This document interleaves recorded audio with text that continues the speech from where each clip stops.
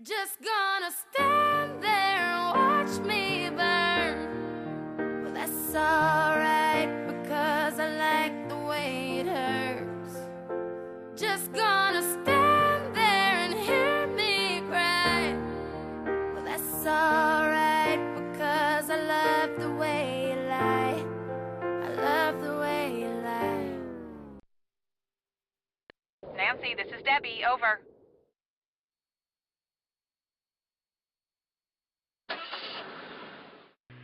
I'm here. I think Scott knocked me out. He did what?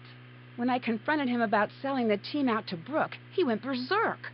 I can't believe he would do that, and with Brooke Tavenaugh, of all people. Well, we'll deal with that later. Right now, I need you down here at the Grange ASAP. We need to evacuate the theater, and you've got my Grange keys with you in Frosty's car. I'm on my way. Over and out.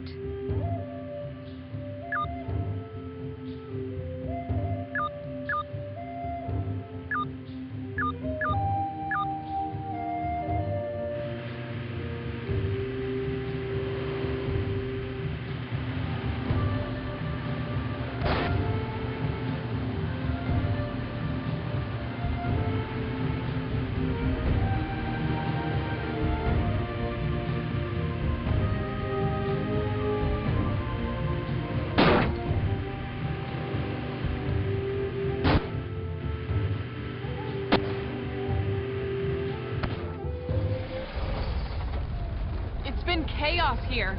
I was able to cobble together a pretty basic tracking system back at the homestead, and instantly I knew we were in trouble. The storm was showing a high potential of moving into town, but without the proper readings, we couldn't issue an alert. I knew we'd have to evacuate the Grange in person. But when we got here, we saw that it's locked. The shelter is locked on a performance night. I need you to take care of this while the rest of us work on a backup plan, okay? I'm trusting you here. I know you can do this. There are a lot of people depending on you right now.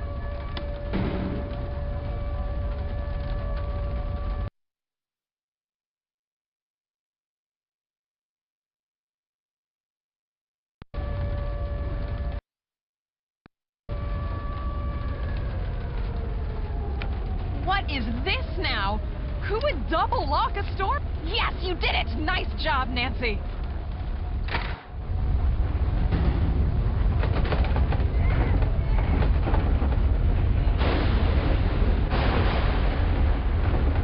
Well, I think the worst is past.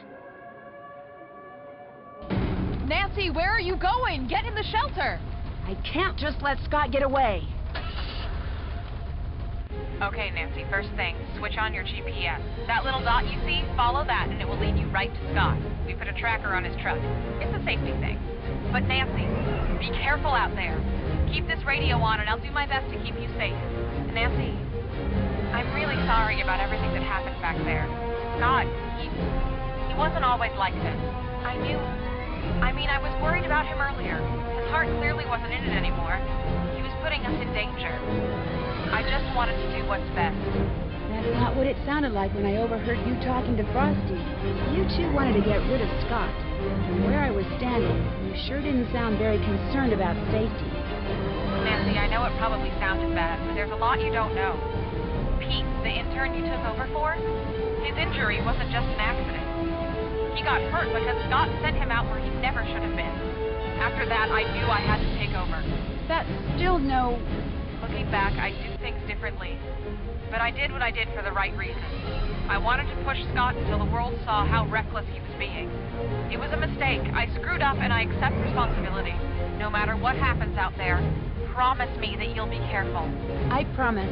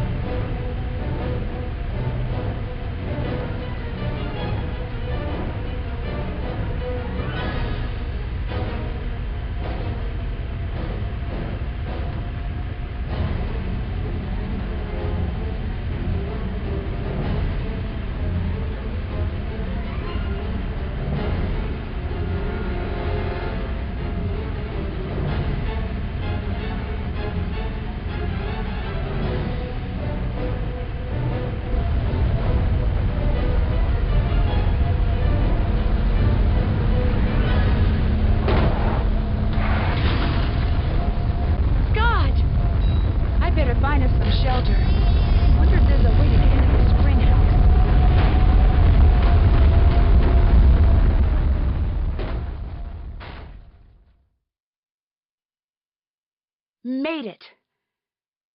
Dear Ned, once the theater was successfully evacuated, Debbie and Chase were able to follow the GPS tracking signal to the spring house, where Scott and I had safely weathered the storm. Although he was pretty seriously shaken up in the crash, Scott came to in time to see Frosty arrive with the police.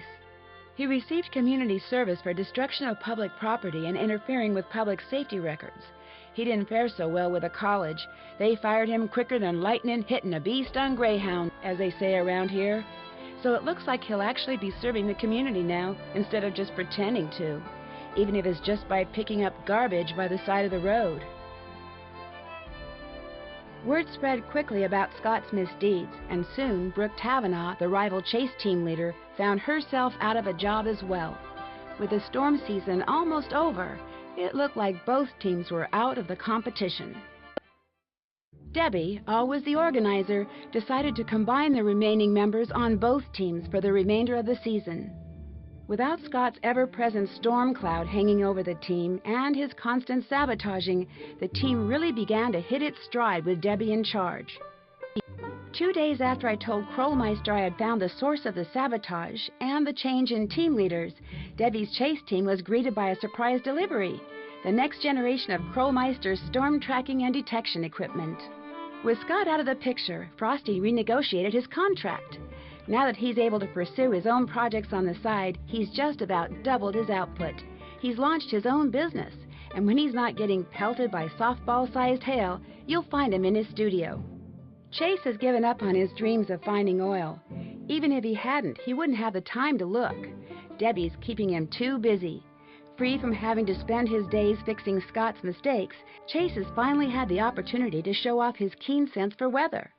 Now that Debbie has accepted Scott's old position as head of the Canute Storm Team, he's become her right-hand man.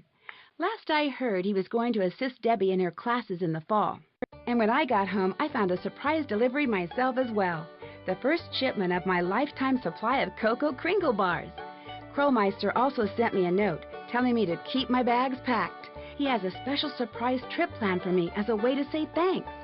As long as it's someplace where the clouds stay in the sky like they belong, I'll be happy to go.